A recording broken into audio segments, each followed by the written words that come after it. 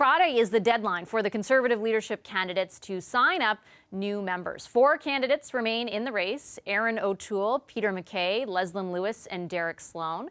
But the ongoing COVID-19 pandemic has wreaked a bit of havoc with the race deadlines, and the only headlines the candidates are making lately have largely been negative. Has the outbreak changed the bar for leadership hopefuls, and how can the Conservative Party and its new leader make political headway in the wake of a global pandemic? Let's ask 2 of the party's main players. Over in Toronto, Jenni Byrne, former Deputy Chief of Staff to Prime Minister Stephen Harper, former Director of Operations and Principal Secretary for Premier Doug Ford, and now head of Jenni Byrne and Associates, joins us. Over in Ottawa.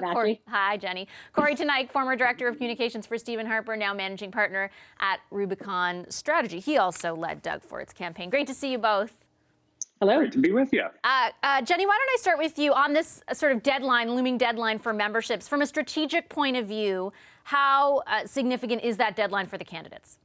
It is the most important deadline of for any campaign. It is the deadline to get all the work that these candidates have been doing is to sell the most memberships, because that will, of course, help them win the election, the leadership race. And so this is the number one day for a campaign, followed by the start of the GOTV, which will be in the summer, because of course the vote is on August 21st. But these last 48 hours for any campaign are the most stressful and also the most sleepless for campaigns. I was going to say, you both have been through it. This would be, I imagine, Kory, wildly different in that you can't actually leave your house to try and get people to sign up. What is the situation, I guess, because of the pandemic, like for those efforts right now? Well, if you try to shake hands or kiss babies now, you're going to have a bylaw enforcement officer come and write you a ticket. So it's a very different campaign, and it's going to be a very different end of the campaign. So much of the politics in these leadership races is really retail politics. It's going, to riding association meetings. It's going to barbecues. It's going to Conservative Party events, conferences. Just before we sort of closed things down, there was a provincial conference for the Ontario PC Party, and all the candidates were there, press in the flesh with provincial Conservative members. But those traditional things are just not possible now. So it's really become a very much a digital campaign, and I think it's a sign of things that will be coming. If we look south to the border with the U.S. election, I think campaigning digitally is already been a growing trend, but it's now necessitated. I want to ask you, Jenny, for your overall impression of the crop of candidates that's been put forth so far. And I'm asking because the last time Kory was on, he described it as it's choosing between peanut butter, crunchy, or smooth. What is your assessment? Well, listen, there are those that have said over the last couple months, especially since the campaign did shut down or conceivably shut down for a month, that they would like to see the race reopened and see if any of the names like Rona Ambrose and Jason Kenney and Pierre Poilievre would come back and reconsider. But that's obviously not something the party is going to entertain. So the crop of candidates, the 4 that we have, are our crop of candidates. And so the next 3 months, they have the opportunity to continue to reach out to members, as Kory said, in a much different way than they would have in the past, and make their case. Kory, what do you think about that whole idea of almost restarting the race? There have been some calls for it. What do you think? I think it would be great for the party to do that. I think they've chosen for whatever reason not to. I think there's a big opening to do that. Right now, I think the campaigns are boring the general public to tears. There's so little that is being said that is new or different or interesting or engaging. It's been a lot of small ball politics of ankle biting one another on sort of niche conservative issues.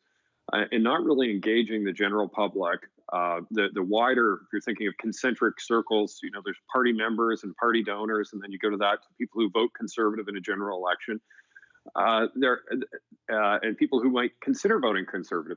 There's been really no attempt to engage those 2 larger pools of of voters, people who might potentially vote Conservative and people who, are not highly engaged in the party, but typically will vote Conservative.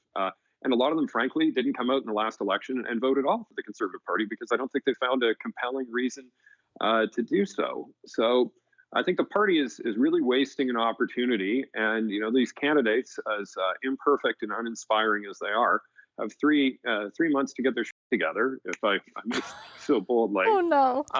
Or it's, or I think we're going to have wasted a very unique opportunity that only comes along in political parties, once every decade or so. Do you agree, Jenni, with what Kory said, that the party has wasted an opportunity not to consider restarting the race? Well, I think, as I said, whether I think that or not, it's irrelevant. It's relevant to me. Well, the party's not going to. I think what the candidates have to do now, and as Kory said, there's been a lot of internal issues that I believe the vast majority of people have not been paying attention to.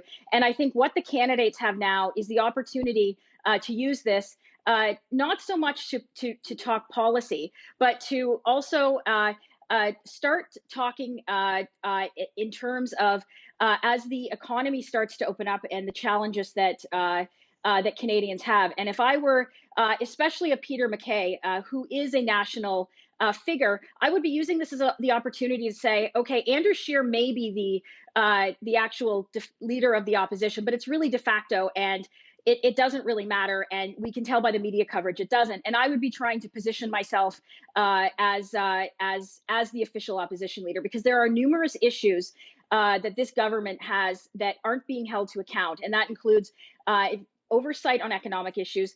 The Parliamentary Budget Officer has said we're going to run a $1 trillion net debt. And there are also questions about the Public Health Authority. This PHAC was created in 2004 after SARS to ensure that Canada was ready for a pandemic. And it has become woefully clear that Canada has not been ready for a pandemic. And those are legitimate questions to this government. So my guess would be, Kory, that Andrew Scheer would actually say he is posing those questions as leader of the opposition. What do you make of the Scheer factor during all this? Well, he has no legitimacy, and it was a huge mistake for caucus to keep him in that position. He clearly failed miserably in the federal election campaign, and has sort of stepped on every rake on the lawn subsequent. And I think he's overshadowing the leadership race in ways that are unhelpful. He should step out of the way and out of the limelight and let the candidates in the campaigns try to find a path forward without, getting in their way. There's only so much airtime for sort of conservative voices and federal opposition politicians to get in front of a camera. And he's spending a bunch of time hogging the limelight on the way out the door. There's no future in Andrew Scheer as the leader. He's gone.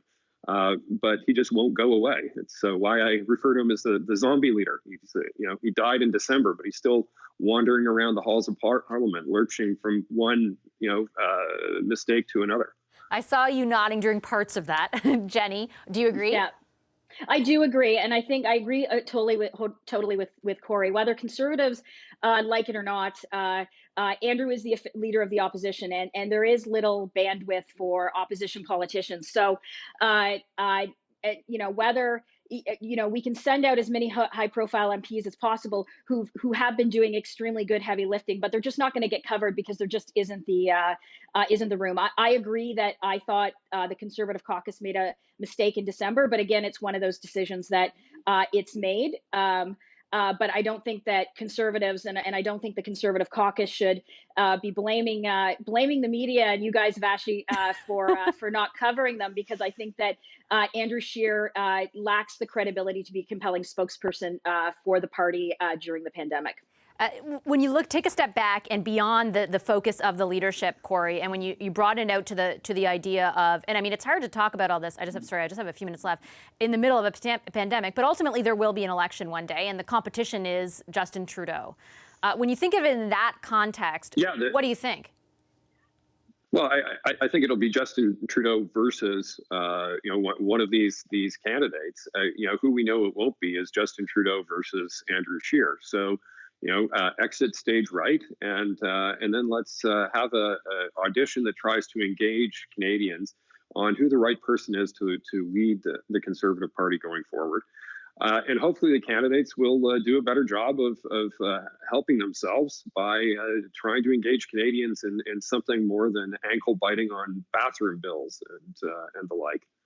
All right, I got to leave it there. Thank you both very much for your time tonight. It's great to have you both with us, Kory Teneycke and Jenni Byrne. Hi, I'm Vashi Capellos, host of Power in Politics. See more of our show by subscribing to the CBC News channel or click the link for another video.